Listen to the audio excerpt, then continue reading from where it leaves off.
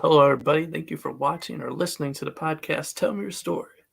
Today's special guest that we have on to tell his story, you guys probably know him from his platform. Give it up for Brandon Gates. What's going on, everybody? Thank you, Chris, for having me on, by the way. Yeah, welcome to the show, man. Thank you, and it's truly an honor and a privilege just to have you on. I I know you're a appreciate pretty it. busy man. No. Listen. I love conversations like this. I'm used to being the interviewer, not the interviewee. So it's an honor. Once again, I appreciate it. So tell me, how does it feel to be on the opposite side and be flip flopped? Instead of being the host, you're actually the guest. How does that feel? You know what? It feels kind of weird. I'm used to, it's easy to ask questions than to actually answer them. So it's like, oh, okay, all right. Just now I know how it feels. All right, let's touch into this, man. Where does your story begin? Where does the roots take place? That is a great question. For me, I was born and raised in Cleveland. Cleveland, Ohio. And I've lived all over Cleveland. Like every place you can think Cleveland, I've lived there. And that kind of, how can I say this? That kind of led to my love for Cleveland. I have a genuine love for the city and the potential it has. Living all over Cleveland, I got a chance to meet a lot of great people. Funny enough, with that kind of growing up, that made me desire stability also. So I'm used to going here and there, but when I got older, I said, you know what, I want to stay stationary somewhere. So, and not even just that, from where I live to where I work and all that good stuff. So, Okay. Now, being from Cleveland, does that make you a Brownie? Are you a Browns fan? you know what, I think it's in the water, or it's got to be in the blood, because you can't be in Cleveland and not support the Browns. I know it's all around you. When you know what, and being a Browns fan literally helps you prepare you for life, because no matter how often they lose, you still every year it's our same motto. This is our season this year. Yeah.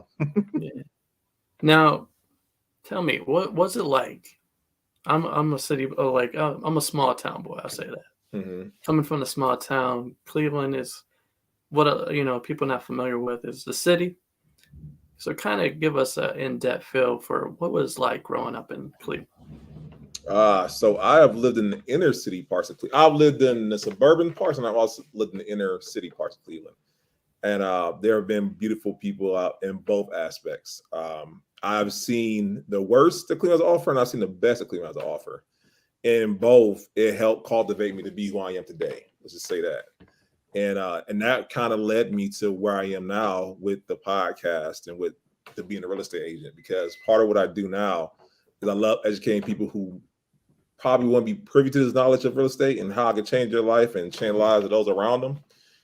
To now, I have the ability to do just that, because growing up, I don't think too many of us knew just what real estate can do, and to be coming from a long line of renters and people who didn't know just how attainable real estate is a game changer.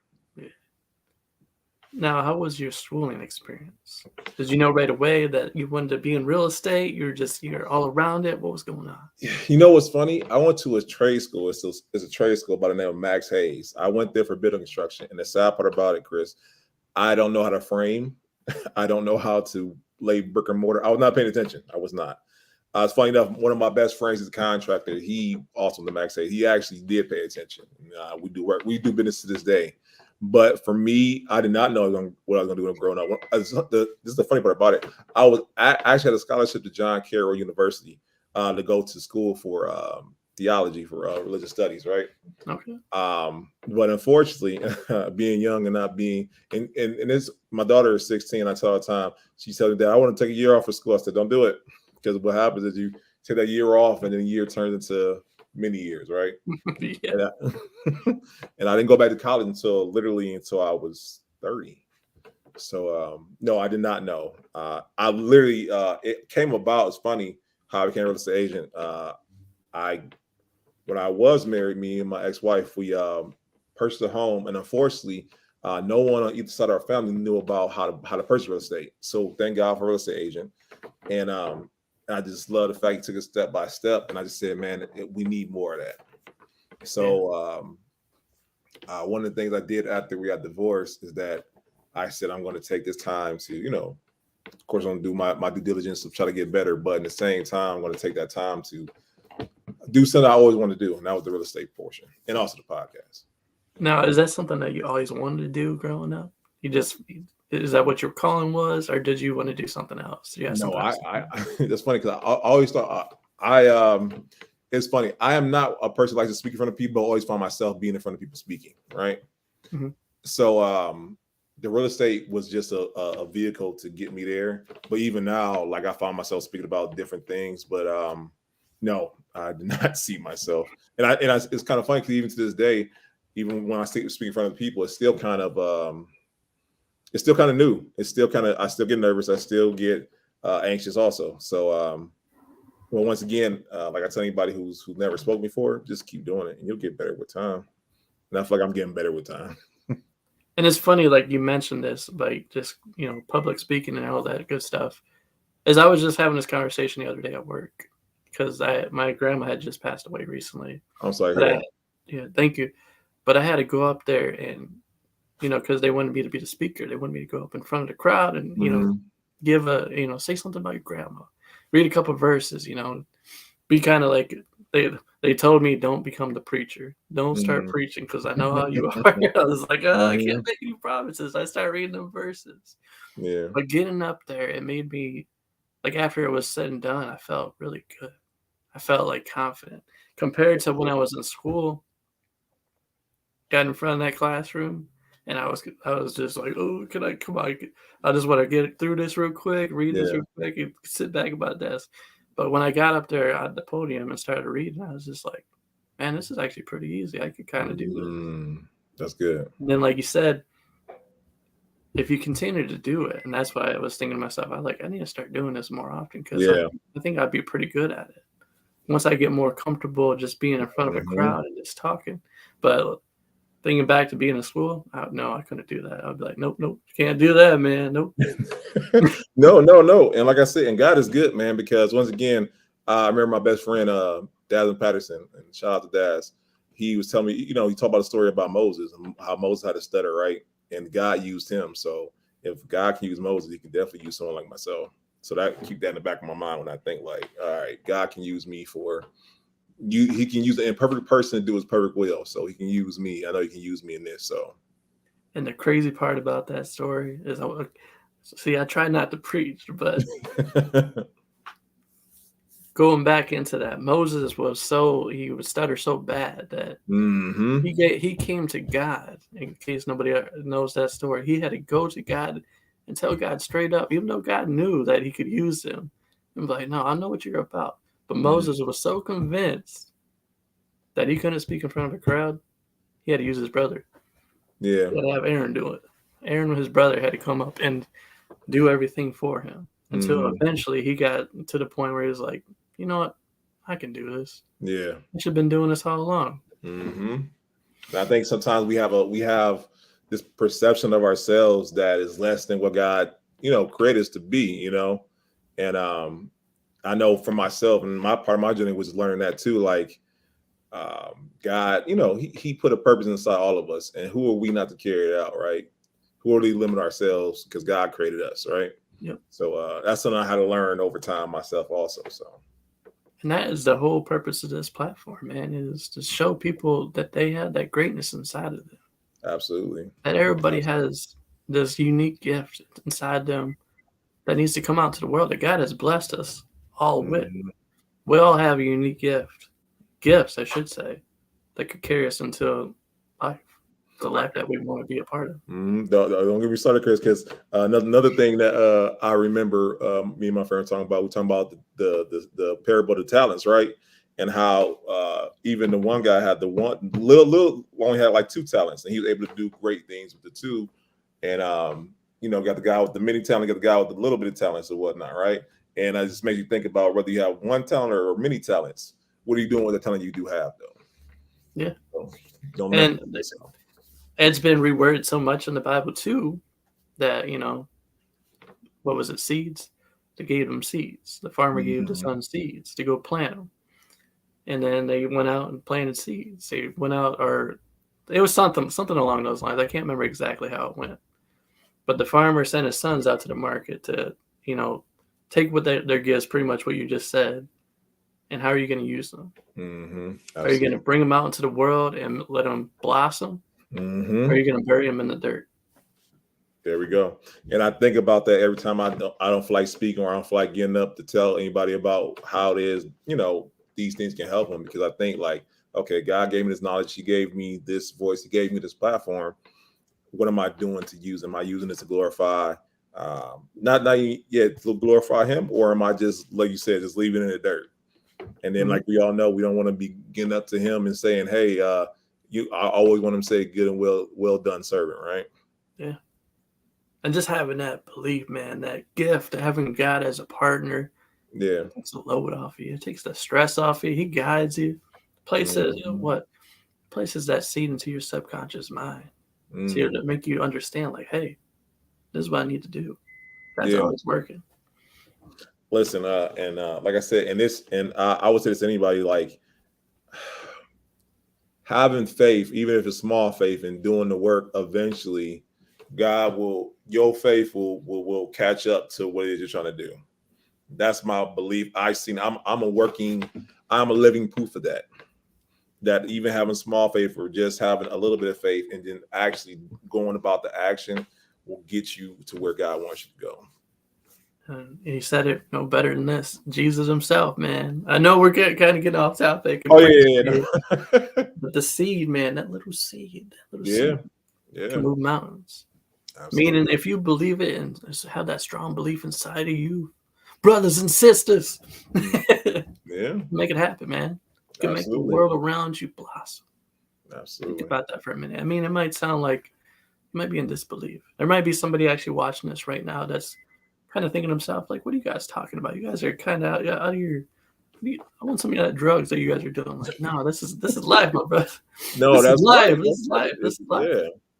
But like, what the saying goes, live long enough, and you'll find out.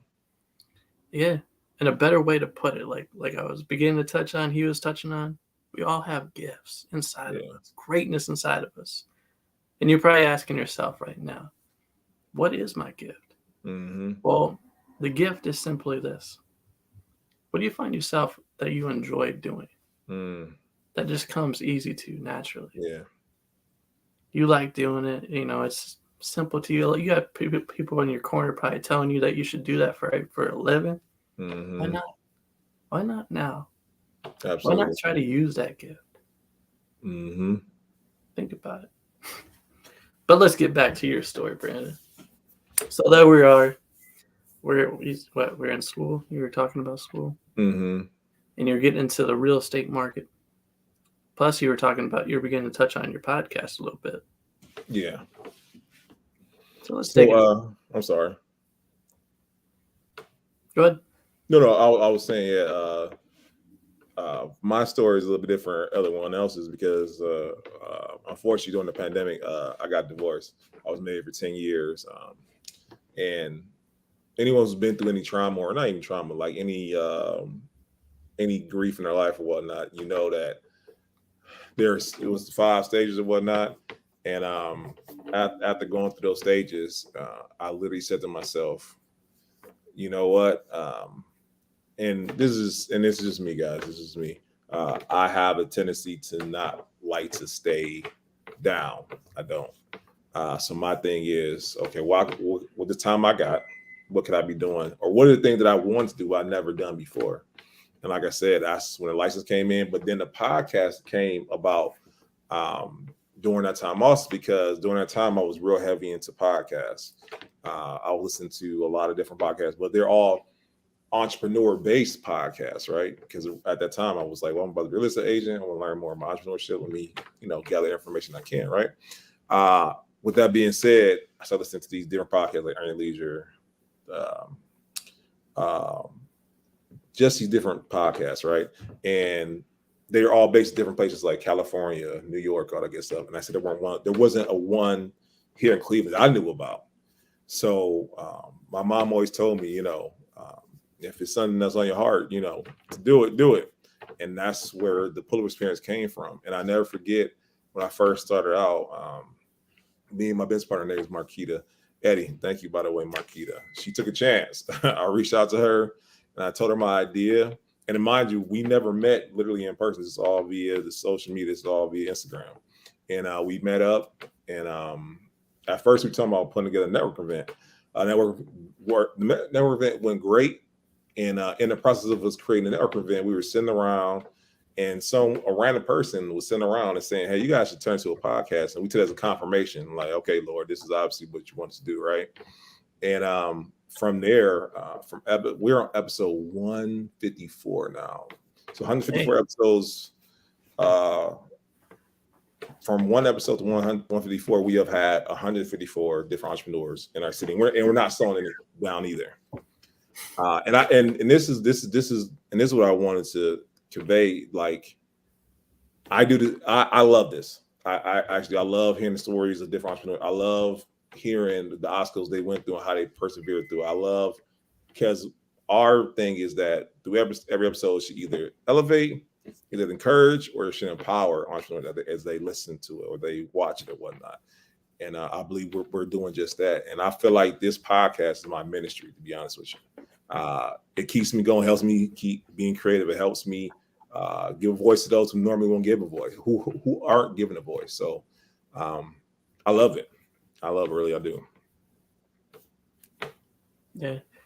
And just, well, talk about, like, what was it like when you first, I mean, because like you said, it was an idea at first and you guys came together and put it together. And then once you finally did that first episode, what was going on? How were you feeling it? Oh my goodness, Chris. Let me tell you this. The ring light we used, it fell apart.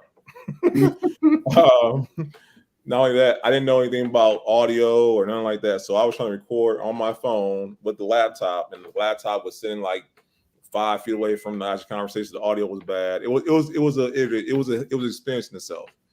And from that, and even nervous, like, you don't know how to the cadence of it all. You don't know how to pause for the other person to talk. You didn't know that there should be some certain questions you should ask. It was like filling around the dark. You can't see, right? But I would say from there, I like to believe we have grown tremendously since then. We know we got a system in place. Hey, this is the beginning, middle, and end.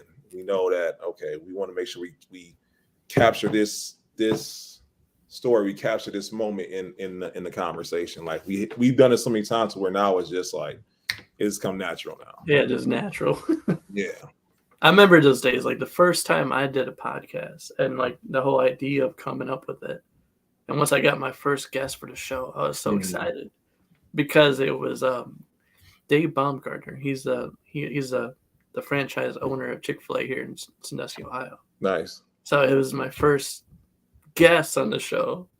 And then, being that you were thinking about it all this time, like, I finally come up with this idea. This is what I want to do with it. I'm running with it. But then it came down to where am I going to set up at? How am I going to do this? All these questions started popping up. Yeah. What I was doing for the first couple of episodes is I was actually going to their houses or their places where they work at and setting up there and just kind of doing an in-person interview. And I was like, nice. This ain't so bad, because the first one, we had Chick-fil-A. He had his own office and everything. But the next person I had, it wasn't like that. There was no office. Yeah. It was their place of work. And then at the same time, like you said, with audio and all that, you want to be able to hear the person. But if you got background music playing and all this other stuff going on, it makes it kind of hard, especially if you're soft spoken. No, absolutely. And it's funny you said that, because when we first started, we were recording off an iPhone, and I don't know if you ever done that before, but if your phone isn't on airplane mode, someone calls you, it stops recording. So I can't tell you how many episodes we were recording, and we're middle of the interview is getting good, and next thing you know, someone calls, and next thing you know, we only got so much to interview. Yeah, I've actually had that happen where I had the whole entire interview talking to somebody, and realized it was not even recorded. we have also done that. I've done one where it's recording, but you can't hear nothing at all because the audio is no audio at all. No audio at all. So all you got is just like a Chinese right. Exactly. And that's the whole, you just hear that and you're like, oh. But also I had it at the same time where I didn't have a platform where I could record it. So I had to record both it filming. I had like two different things going on. I'd have it auto recording, and then I would have it doing like the camera. Yeah. And then, if you know anything, like when it comes to music and stuff, is trying to line it up perfectly, so Mm, you're not like it's not going over. I mean, if you ever watched a show or something, you see like, oh, it's ahead or it's behind, and you just hmm. see the person talking, and then Yeah. it probably catches up to them. It's like that was happening a lot too, where I Yeah. had to get every detail very close. That way it'd match up. Right. But I'm guessing I know now, like now you after doing this so long, you're like, nah, I know. Like now you're not saying you're a pro, but you have done enough now to where you know, like, all right, this is how it needs to go or whatnot. That's Oh pretty yeah, much how we gotten into the point.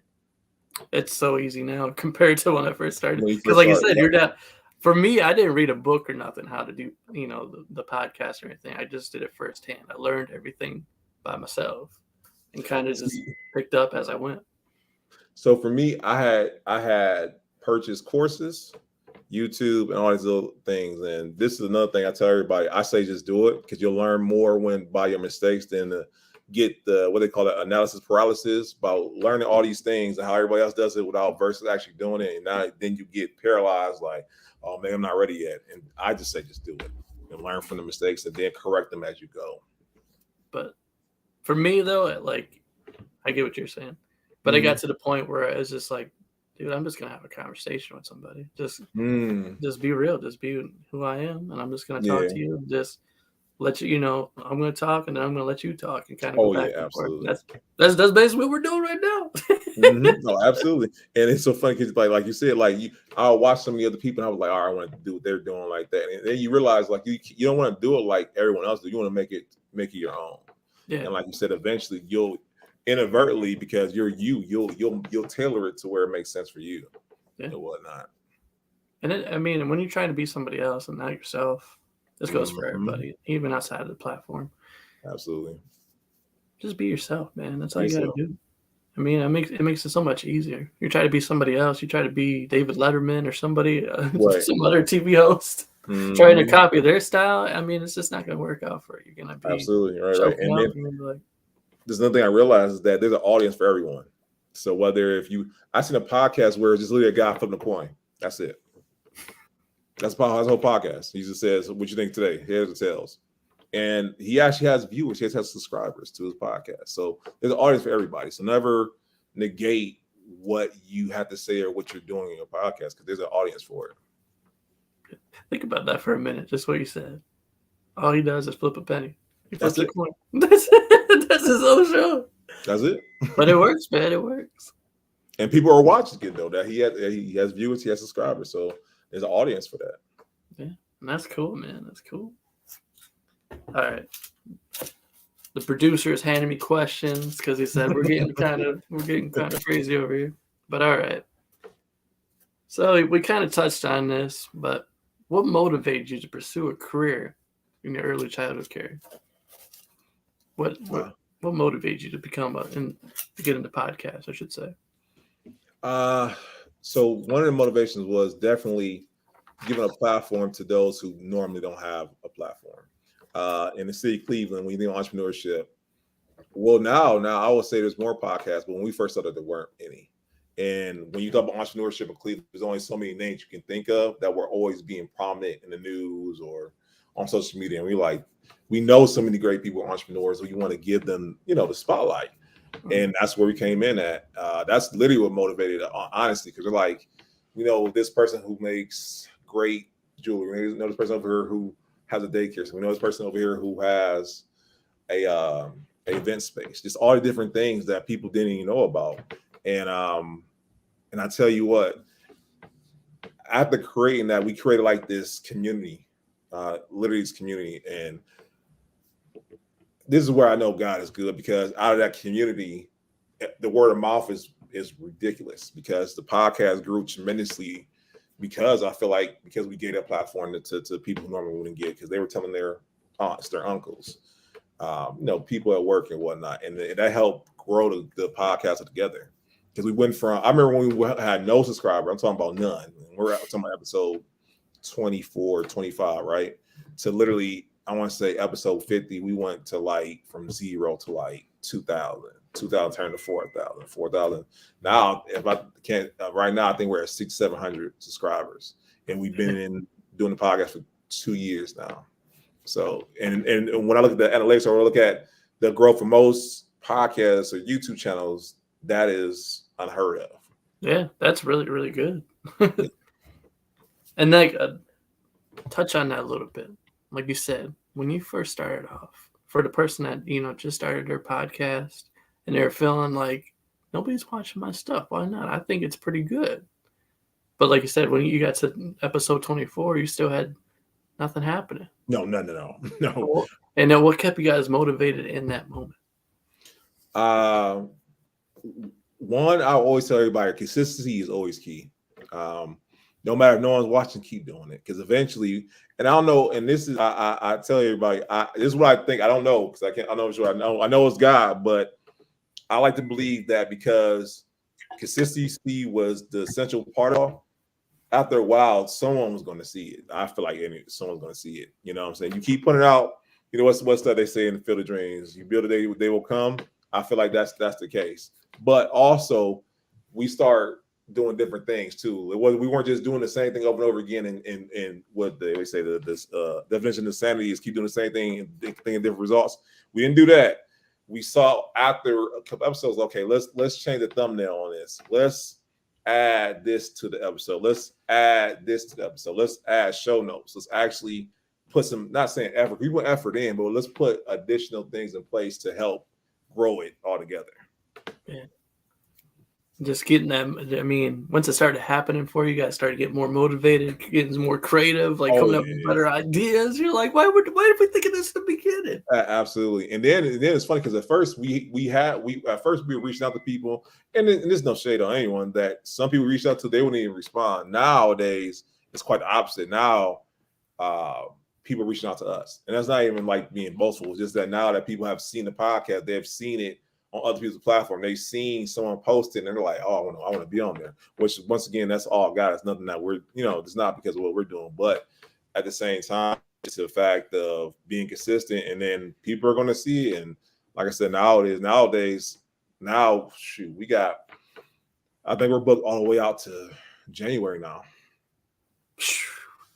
Yeah. And how does that feel, man? Just tell me. You know what? And I'll tell anybody this, and this is another thing about podcasting. You got to, like I'm pretty sure, Chris, you got to be dedicated to this thing, man. It's like having a second job. It really is. Mm-hmm. Because scheduling, scheduling, from scheduling to editing, from editing to actually doing a podcast, it's actual work. And I'll tell anybody, tailor it to where it makes sense for you. Maybe you record once a week, maybe you record once a month, but make sure you're consistent in whatever it is that you're committed to. Yeah, I think that's what a lot of people seem to miss about is when you're getting involved in the podcast world is, like you said, you got to be consistent. Mm-hmm. But also say what we mean by that is have a date set up when you're going to do it. That way you can get a following. So people get your audience, whoever's following with you Monday, get it set up for we're going to do this at 6:30 every Monday or Wednesday, Friday. That way people can keep coming back. Like, okay, he's going to be live Monday. Live Absolutely. Wednesday, live Friday. But also it comes down to, like you said, scheduling. That's very important. Because everybody has a different schedule. Absolutely. And like for us, so not only for us, and then because I have co-hosts on top of that, that's another thing. Like we all, not only do we have families, we have our business or whatnot. Like we literally, so for us, we record twice a month and we record twice every other Tuesday.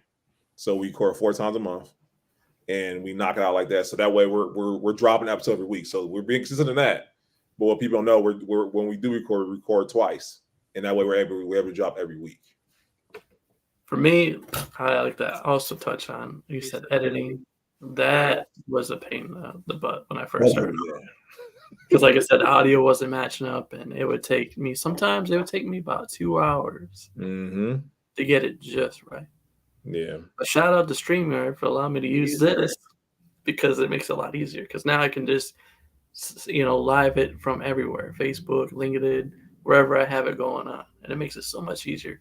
Plus the editing, I can, make the short short videos, make it like afterwards. It makes it so much easier. So Mm-hmm. one from being editing for like 2 hours usually only takes me about a half hour now. That's not bad. No, that's a beautiful thing right there. And once again, that came with experience and that came with time that you learn those tactics or whatnot. And Yes. you can't that's actually you can beat the system. Let me say you can beat the system, but why deprive yourself of the experience of learning those valuable lessons right there. And what's perfect about it too is right now we're live. You can see us. Yeah. That was hard. I mean, at one point I couldn't do this actually because I Mhm. was doing all my interviews through Zoom calls. And if you know anything about Zoom, you have to make a payment or something just to have a full hour. It would get to Yeah, the yeah. point where I would have to tell my guests like after 40 minutes, the people that if my guests are who have been on the show before, I would tell you before the show, after 40 minutes is up, it will cut off. And then we Mm, have to restart back up, jump back into it. that's crazy.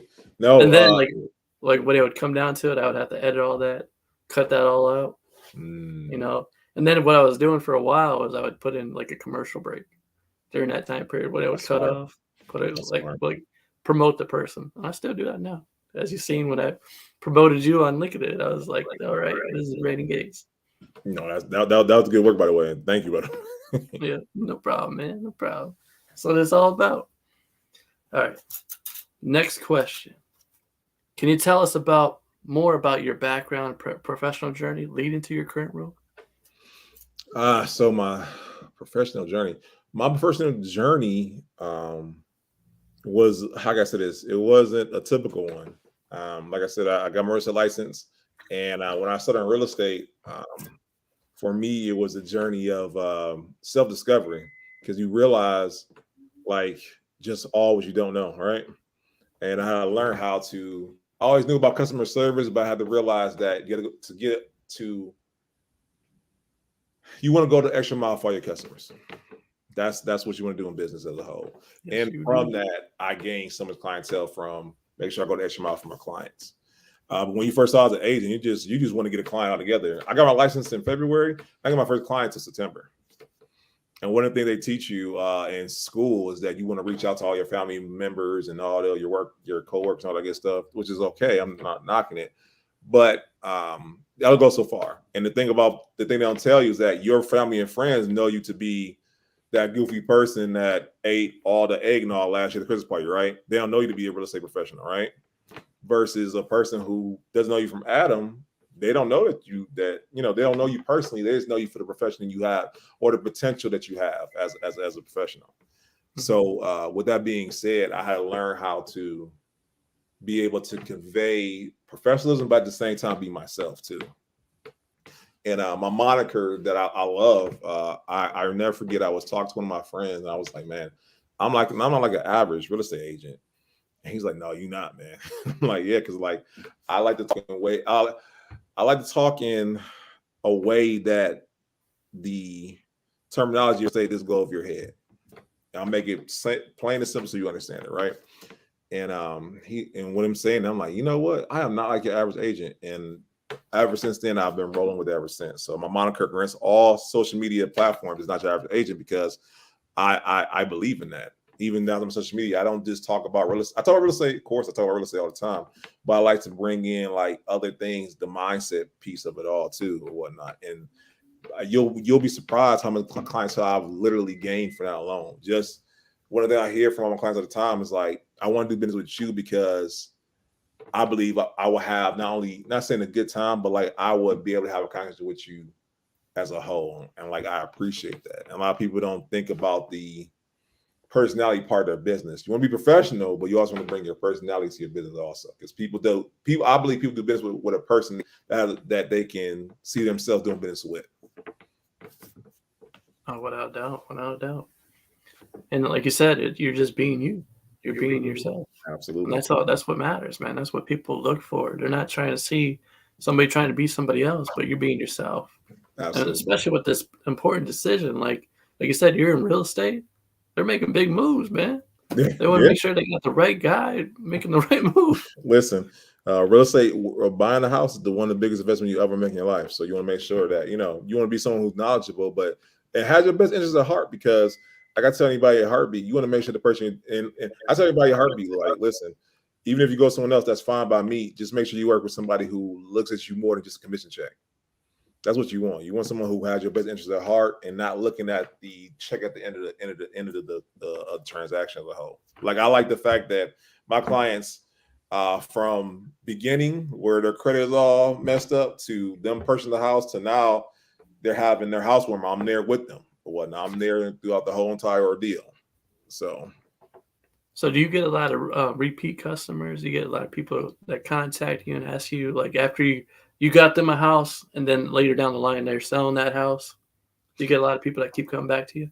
I have so typically a person doesn't sell their house until, like, maybe if they they have more kids and they want to up a house or whatnot. So I've been in real estate for 3 years. I haven't been in there long enough, but I will say this: I've gotten so many referrals from clientele who will tell their family, tell their friends, and then on top of that, like, social media has been my biggest lead generation. And I'm telling you, dude, you guys, my brokerage, I get so many DMs about people looking to either looking to rent or looking to buy a home. I refer out business to to other agents in my brokerage, because it's just, I think it's overwhelming. But I have always been one to share the wealth, not just how to hoard it to myself.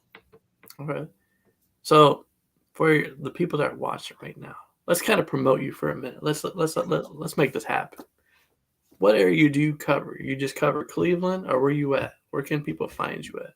So that's funny. Listen, I am licensed all over Ohio.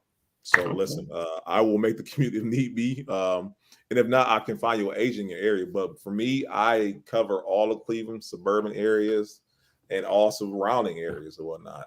I'll come to Columbus. If not, I can find an agent down there for you also. But yeah, my license covers all of Ohio. So that's so I take pride in. But once again, my thing is that if I can help you, or I can get you, I can get you a third person who can help you also. If you're like in like Oberlin, or you're in Cincinnati or whatnot, I'll make that trip if I need to. Okay. Yeah, that's a good trip, man. Yeah.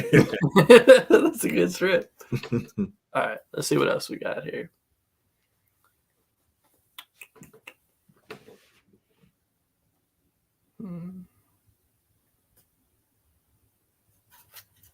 Okay, so let's talk about your biggest, your biggest project, the biggest real estate you had to deal with. How was that? Being like when you were new to the field and you got your first big project, how did you handle it? What was going on? Can I be honest with you?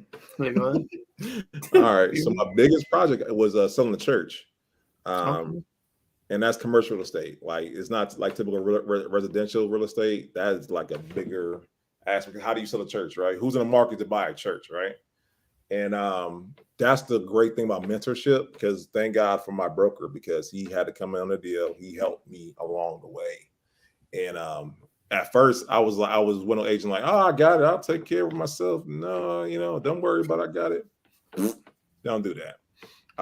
If there's something that you're not comfortable with, or something that you never experienced before, of course you want to bring in someone who's experienced before. Of course you want to bring in a mentor who can help you or whatnot. And never be ashamed of it either. But I like to think that taking on that project gave me an experience. Not only gave me experience, but it also helped me to, once again, help those in need. And I think that's what real estate is literally helping those in need, because either you're helping a seller sell a property to get to where they want to be, or you want to help somebody find a property that they, for their family or for an investment property. It's always a great thing, because you're actually helping this person out in that aspect. Selling, out of your biggest projects, what are the odds that because you said you give God glory in everything that you do. So the fact that your first big project, your first big sale was a church, man. Yeah. yeah. And they end up buying a bigger facility, because the facility they're at, they had outgrown. So now, did you get to go to this church? Did you attend it? I did not get a chance to attend it or whatnot, but the pastor is a very good man. I can only imagine.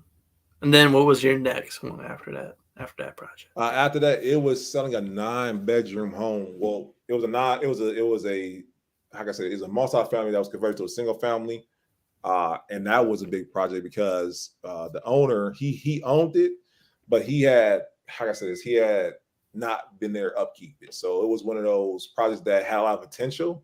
Like, you know how you watch those home makeover shows? It was one of those type of projects. Oh, okay. But the value was there. And once again, finding the perfect person the perfect investor. And we found one. And I know you're not sure you're familiar with Cleveland, but Case Western Reserve University is not too far away from the house. So the guy who purchased it was an investor who literally took the property, renovated it, and now, if I'm not mistaken, he's renting out to Case Western students right now.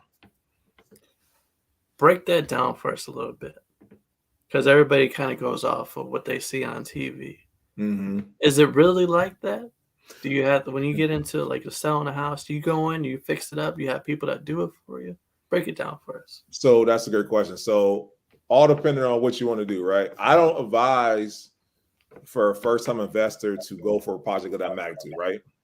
If you're going to be a first-time investor, you probably want to buy something that is already renovated, and when you go turn the key, it's already ready for you, right? Versus if you're a more experienced investor and you buy. So most experienced investors, they buy a property with potential, not with potential, but when they invest in, they're going to not only recoup their investment, going to even profit, right? So this guy, he bought this property at like 60,000, right?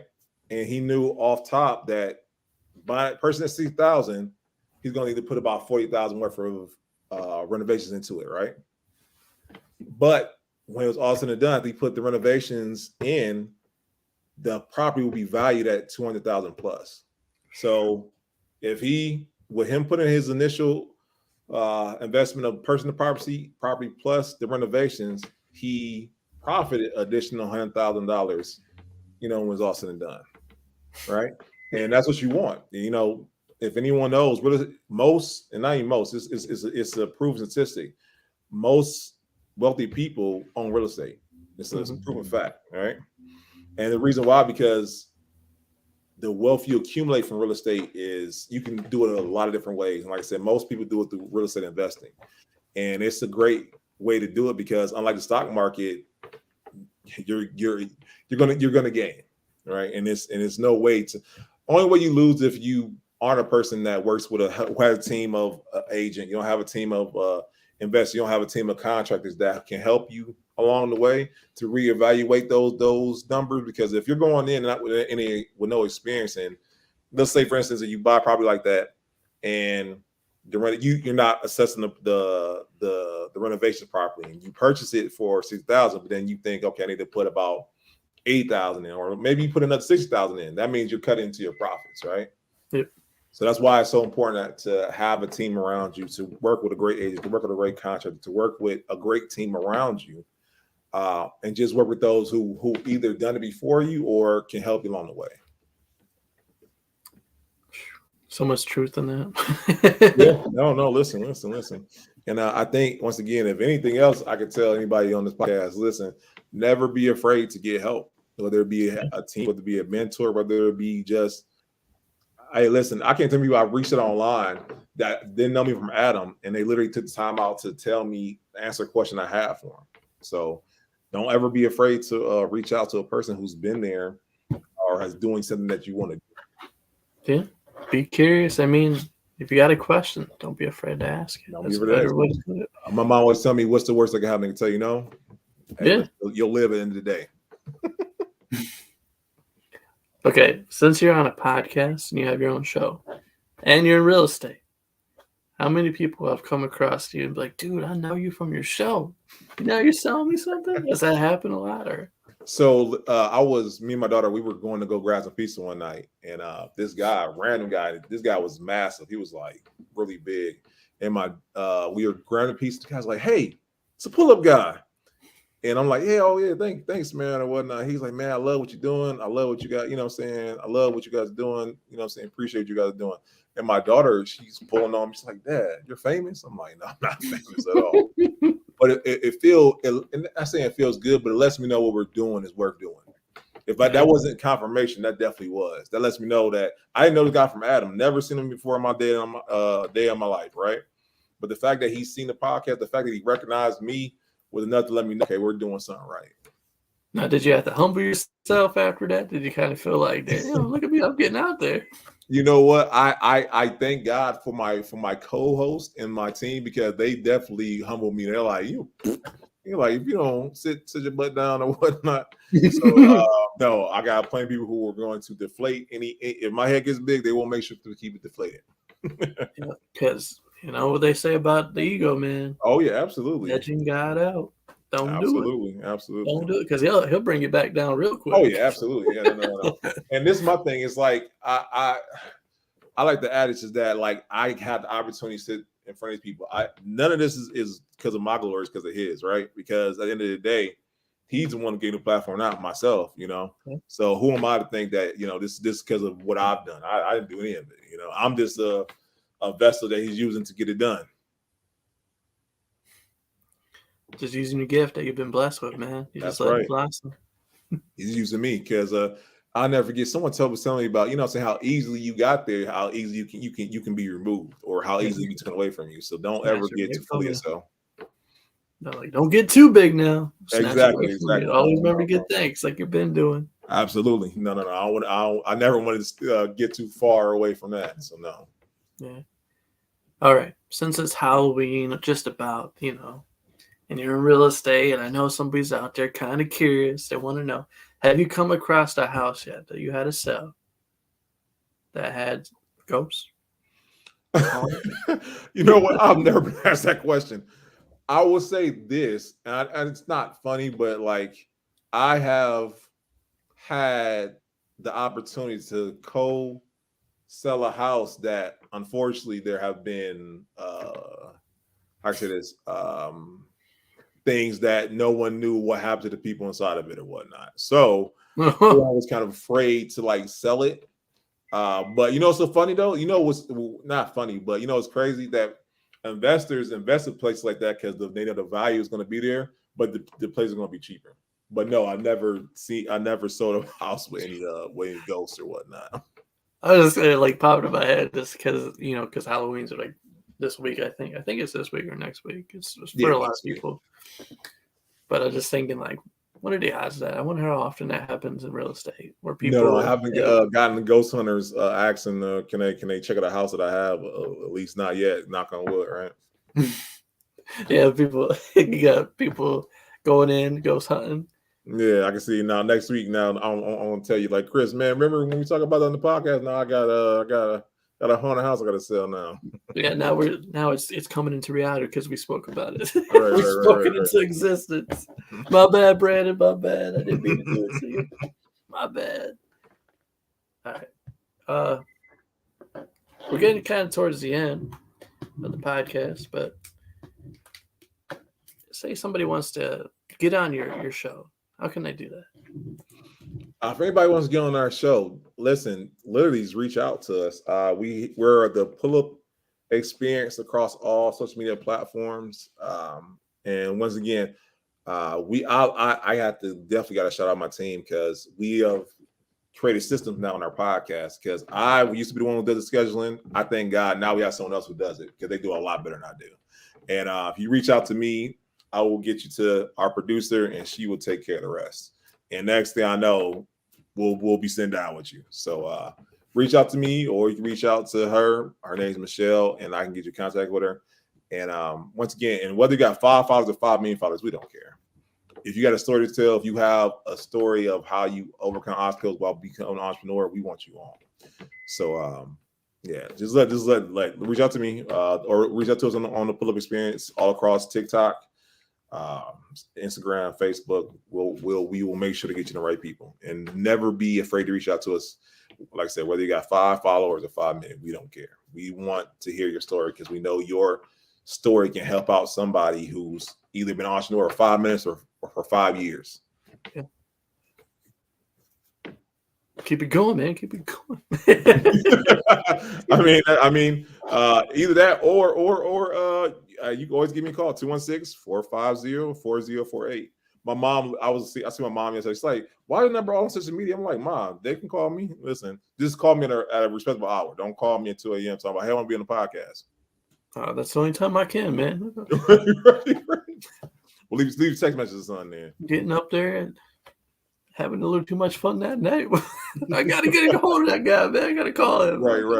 I'll be on your show.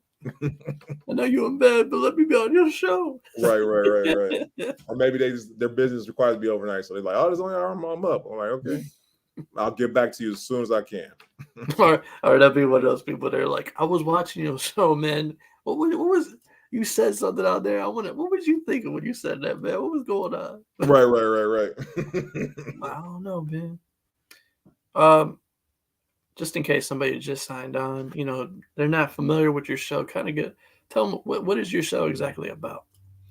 So the pull up experience is a great podcast. It's not just me being funny because it's not just me. We have some great hosts, but literally the whole platform is literally based around entrepreneurship and the idea that no matter if you've been in entrepreneurship for a long time, a medium time, or a long time, we all need to be encouraged. We all need to be empowered. We all need to be educated. And what better way to learn from people in different industries? Because we do from every industry. It's not just real estate. It's not just restaurants. It's not just we cover. I think we have had every industry on, if I'm not mistaken. So we said, well, we have trainers. We had singers. We didn't have politicians on. But once again, there's stories of how they overcame, how they got started, what keeps them going. These are all great stories that I don't know if you ever done this, Chris, but I'm in the interview with the person, and I'm like a viewer, listen to the story, like I'm getting inspired. I've told people in the middle of the interview, like, thank you for that, 'cause I needed that. I do every episode, man. I hear something in somebody's story, I'm just like, or something that took place in their life and how they overcame it. It's just like, really? Yeah. Damn. Yeah. How did you do it? No, and I can't tell you how many times. Like, I'll tell people in the heartbeat, like, how do you do it? I'll literally ask the questions that I want to ask because I'm literally genuinely interested or whatnot. Like a little while ago, we had somebody on the podcast who all they did was make merchandise, but the way they went about doing it was very creative. And I'm just up there. I'm literally in the interview. I'm asking questions like, so how did you go about doing that? What do you use for that? And all this stuff that were genuine questions that I have had for that person. And all our guests always say the same thing. Where you coming questions from? I'm like, these are genuine questions that I want to know. Questions that come off the top of my head as I'm listening to them talk. Exactly. And this is another thing, like I tell people in the heartbeat, like we do have a somewhat of a formula, because for us, I literally tell our guests before we start, it's a genuine conversation, but just know we're going to talk about your past, your present, your future. And in that conversation, we're going to get to nuts and bolts of why you did that you do what you do. But just know that's what the framework of it is. So kind of, as talk about, what is your next project coming up for the podcast, real estate? I know it's a two-headed question, but So that's a great question. So one of the things after doing 150 episodes, so I don't know if you noticed, Chris, one of the statistics go is that most podcasts don't make it past episode 10, right? Mm-hmm. We didn't make it past episode 10 and 15 times over, right? Now we're looking to how can we incorporate what our interviews have been and then get into the schools to the kids. Because I know growing up when I was younger, entrepreneurship was just like a far out dream, right? And now our thing is how can we get it exposed to children so they know that what's possible also. So now we're trying to get the interviews inside the schools, right? So because now they actually have classes on entrepreneurship. So what better way to learn about entrepreneurship than learn from actual entrepreneurs, right? And learn about their stories. So that's one of our things we're working on. And then another thing that we do with the podcast is that we actually have events. So we just had a recent event where we did, you remember the dating game? Mm-hmm. So we had that. We literally had some of our past guests who said on the podcast that one of their biggest hardship is that while pursuing their goal of entrepreneurship, finding love was even harder. So we're like, we can conflate the two. And we literally had one main contestant who's blindfolded, and we had a sheet in between the two, and we had three other contestants, and they asked them questions, and they picked out of the three who they wanted, and then we actually had little dates for them to go on, and they went on dates, and little stuff like that. What is the success rate with that? You know what's so funny? So we have 5 rounds. I want to say out of the 5 rounds, only 3 out of the 5 went on actual dates. The other 2 didn't go, which is fine. But we're still keeping track of the other 3. So if we literally said if they get married, we all are invited to the wedding. So awesome. Well, you guys pretty much made it happen. So yeah, no, and that will be our 3rd annual one. So this is the 3rd time we've done it, and we try to do it every Sweetest Day, to keep with the consistency or whatnot, but little stuff like that, and let's try to just keep things different and just keep having events that are fun but yet creative around entrepreneurship. I mean, just how great of an idea that is, but on top of it all, just thinking like, imagine that somebody telling you that they found love on your show. Listen, that would be awesome. Like they found their other half, their soulmate, the one that they're gonna spend the rest of their life with. Absolutely, that's the hope. Because listen, because like I said, people say all the time, like it's so hard finding someone who can understand that I might be working all night, and then being with someone who can understand that that's a hard thing. So we like, you know what, let's create something around that, and we did, and it's been working thus far because we have a nice crowd of people come out every single time. So it's a good time. Well, you said it's only the 3rd season of it, so it's still in the very beginning, man. It's just happening. Listen, we're working on trying to pitch it to a network or something or whatnot. Bring back dating games like that. Hey, it could work, man. Blind date, bring it out. Yeah, listen. I mean, they got enough dating shows as is. Yeah, why you're not? Right. Throw another one out there. There was another one out there, right. That's what I always look for. Like, what is the success rate in like The Bachelor, The Bachelorette? I always look at them shows and see the couples that end up getting together. Are they still together? Are they married? What's going on there? And you know what? I love it's funny because my mom, she watches The Bachelor, and she keeps up with that stuff. She tells me like most of the stuff is scripted. I'm like, most of the scripted? I'm like, oh man, that's crazy or whatnot. And I'm like, they script the winner and all that good stuff. I'm like, well, at least with us, we know everyone is genuinely trying to find someone genuine. So the crazy part is what they won't tell you about them shows. People are paid to be on the show. Get out of here. They're not just on that show just looking for love. They're actually being paid every episode for being on that show. See, now you're debunking it all. Now it's losing this illusion or whatnot. Yeah, it's like when I heard about that, when people are getting paid to be on the show to look for love, it's like that's cool. But at the same time, I mean, are you on there just to get paid? And you're just kind of because if you actually honestly watch them shows, and I'm not knocking them, they mess with everybody on the show. Yeah, and then they eventually, whatever happens, it's like Paradise Island, whatever, they get voted off the island because they can't find the one they're with, but they still got paid for that time period. Yeah, I'm like, the show's kind of misleading. Well, that's why the success rate's not there. But I like what you guys' idea is. You got people, tell them what they're after, what they're creating, and then they're getting a feel for this person that, like you said, sometimes it's hard to have a dating life when you're working night shift or thirds. Yeah. And you got mornings, and it's just hard. You got your life, you're too busy. Absolutely. Thankfully, you guys created it, so now people can, hopefully you got that love story eventually that will come on your platform, and that will be awesome. That would be awesome. All right. Well, let's go off. Let's end it with like random stuff. Like, okay, random question. If you could go anywhere, all paid expense, where are you going?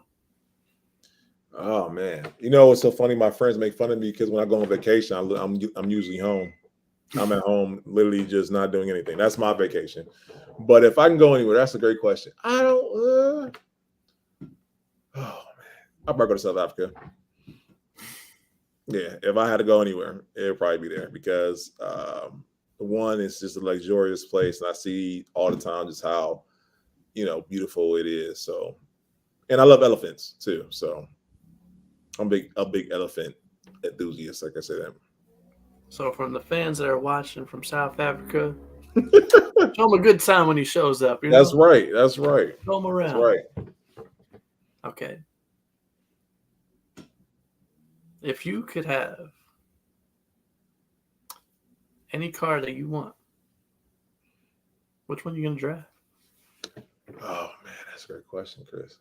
You know what?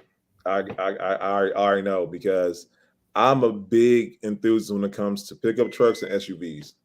I don't know if you ever rode in an SUV before, but Chris, it's like sitting up on the throne as a king. Oh yeah, I used to have an F-150. I got in a car accident. I want to say maybe a year ago, and unfortunately, thank God I was okay, but the car was total, right? I new car, it's Jeep Cherokee, but it's something about the F-150, man.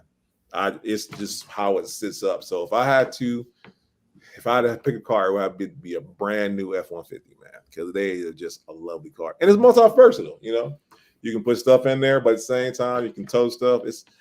I like practical things, so for me, it's the practicality behind it because now I can tow stuff, I can move stuff, I can do whatever I want with it, and it just looks good. Yeah, you're sitting on that throne, driving That's around. right. That's right.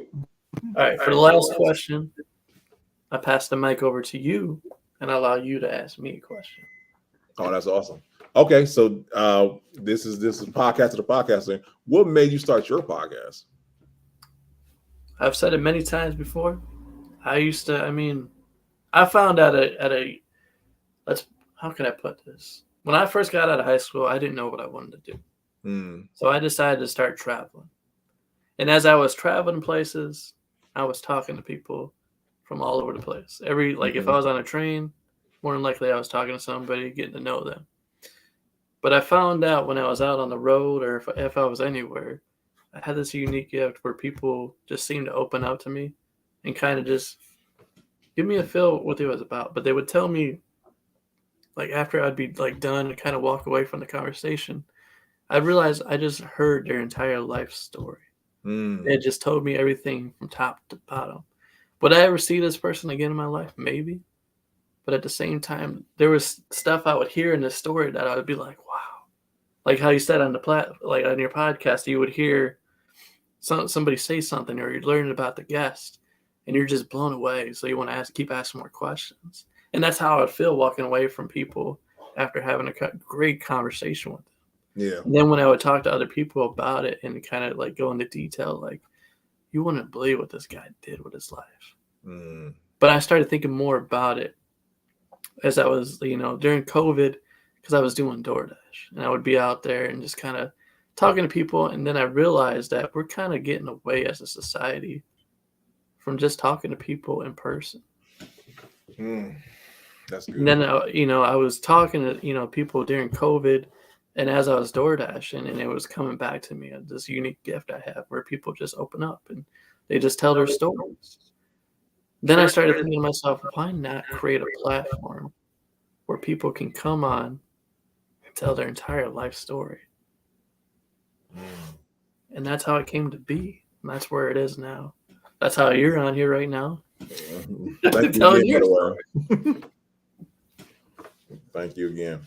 No, that's a great story, man. And I mean, I feel like I don't know how you ever heard the story of like I don't know how old you are, Chris, but like you remember Donahue? Do you remember like you hear all these great people had like actual talk shows and you hear about the Barbara Walters, you hear about the Walter Cronkite, all these people who have been anchors and interviewers and all that good stuff, and they all started around the same way. Like they would say they were just great storytellers, or they were great or they're the people who were always inquisitive.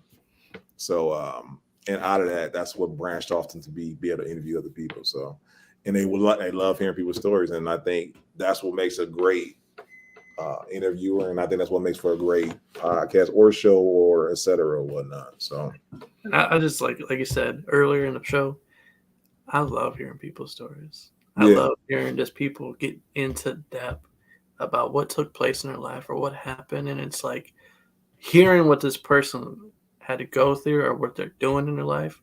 Like you said, it blows you away. Yeah, you're like, wow, like holy moly, you know.